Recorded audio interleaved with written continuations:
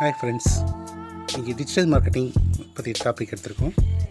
Digital marketing பார்த்திங்கன்னா online பேஸாக network base பண்ணி நம்ம பண்ணுற ஒரு பிஸ்னஸ் மார்க்கெட்டிங் தான் டிஜிட்டல் மார்க்கெட்டிங்.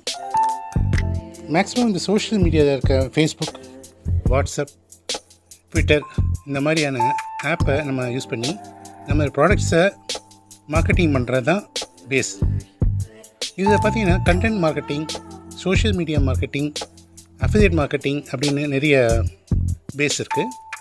இது கண்டென்ட் மார்க்கெட்டிங் பார்த்திங்கன்னா உங்கள் வெப்சைட்டில் பிளாக், அதாவது ஒரு டாபிக் எடுத்து அந்த ப்ராடக்ட் பற்றின ரிவ்யூஸ், ப்ராடக்ட் பற்றின குவாலிட்டி இதை பற்றி ஸ்டேட் பண்ணி அதை நம்ம ஷேர் பண்ணுறது தான் கண்டென்ட் மார்க்கெட்டிங்.